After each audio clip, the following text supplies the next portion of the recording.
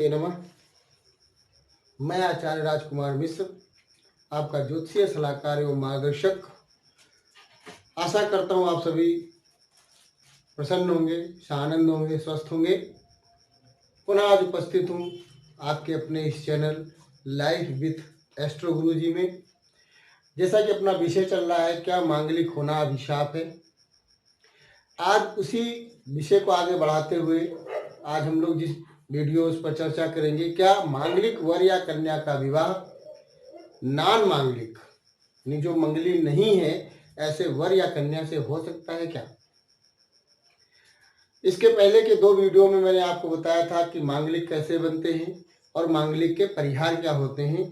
आज हम आपको 2 चक्र के माध्यम से, इन 2 कुंडलियों के माध्यम से ये बताएंगे कि क्या मांगलिक का विवाह नान मांगलिक यानी गैर मांगलिक वर या कन्या से हो सकता है।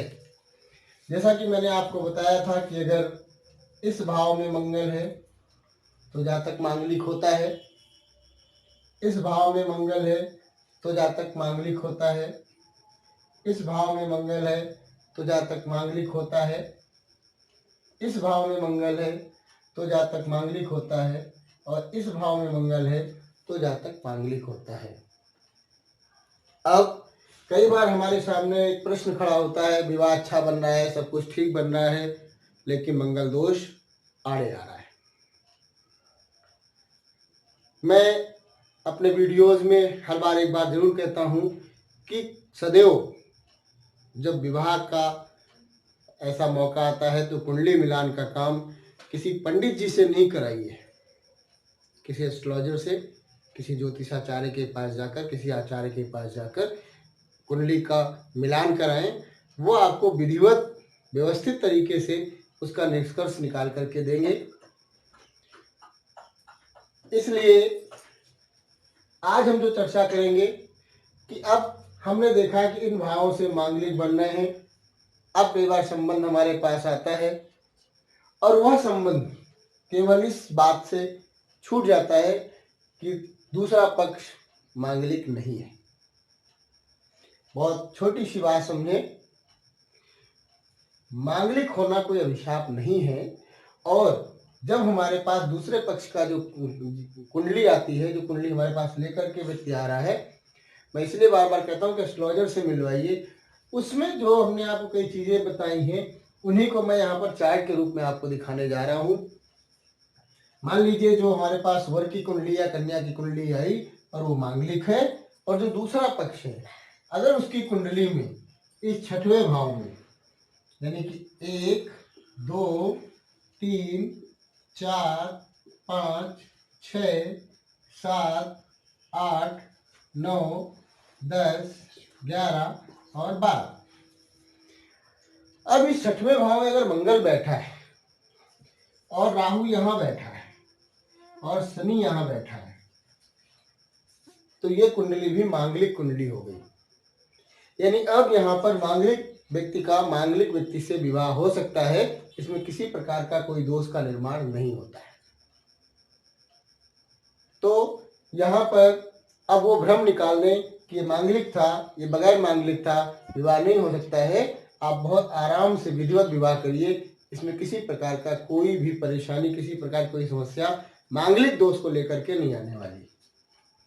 अब दूसरा विषय, मान लीजिए हमारे पास कुंडली आई, एक पक्ष मांगलिक है, दूसरा पक्ष नान मांगलिक है, लेकिन अगर इन्हीं भावों में गुरु यहां बैठा है और या गुरु किसी ऐसी जगह बैठा है जहां से उसकी दृष्टि 7वें भाव पर पड़ रही हो, गुरु यहां बैठा है, गुरु लग्न में बैठ जाए, गुरु पराक्रम भाव में बैठ जाए,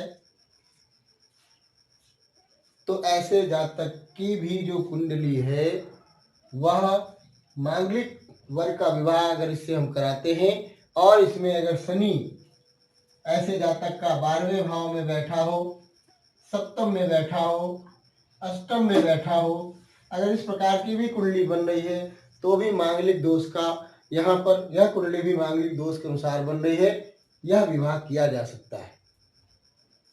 ऐसे ही मैंने आपको बताया था कि जिन भावों में मंगल बैठता है, अगर उन्हीं भावों में शनि, राहु, सूर्य अगर बैठ जाए तो भी वह कुंडली भी मांगलिक हो जाती है। मान लीजिए किसी व्यक्ति का विवाह हो रहा है, किसी का मंगल यहाँ सप्तम बैठा हुआ है और दूसरे पक्ष की कुंडली में यहाँ सूर्य बैठा हुआ है, तो यह कुंडली भी, दोनों कुंडलियां मांगलिक में आ जाएंगी और यह विवाह किया जा सकता है। ऐसे बहुत से उपाय हैं, ऐसे बहुत सी चीजें हैं जो मांगलिक का बगैर मांगलिक से विवाह कराने में किसी प्रकार का कोई दोष का निर्माण नहीं करती हैं। इसलिए मैं पुनः फिर कह रहा हूँ कि कुंडली सदैव किसी अच्छे एस्ट्रोलॉजर से मिलवाइए, उससे कई चीज़ों का क्लेरिफिकेशन होता है और हम कई बार अच्छे संबंधों को पाने से, छूटने से बच जाते हैं। तो इस प्रकार से मैंने आपको जो ये बताया, मांगलिक व्यक्ति है, अगर उसकी कुंडली में इस प्रकार के योग बनते हैं तो वह कुंडली भी मांगलिक की श्रेणी में ही आती है। जिन भावों से मांगलिक बनता है, अगर उन भावों में सूर्य और केतु बैठ जाएं, मान लीजिए सूर्य और केतु यहाँ बैठ गए हैं या सूर्य और केतु यहाँ बैठ गए हैं या सूर्य और केतु लग्न में बैठ गए हैं किसी जातक के, तो वह जातक भी मांगलिक की श्रेणी में आता है। मांगलिक का इस कुंडली से विवाह किया जा सकता है। मांगलिक दोष से किसी प्रकार का कोई भी समस्या परेशानी नहीं आने वाली है। आज मैंने एक छोटा सा प्रयास आपको किया है कि मांगलिक का नॉन मांगलिक से विवाह किया जा सकता है या नहीं किया जा सकता है। अगले वीडियो में नए विषय के साथ पुनः उपस्थित होऊंगा। तब तक के लिए आप सभी लोग प्रसन्न रहें, खुश रहें, स्वस्थ रहें और अपने इस चैनल को अधिक से अधिक लोगों के साथ में शेयर करें, सब्सक्राइब कराएं और अधिक से अधिक लोगों तक इस ज्ञान को पहुंचवाएं। इसी के साथ में अपनी वाणी को विराम देता हूं। अगले वीडियो में पुनः आपसे भेंट होगी। तब तक के लिए जय श्री राम।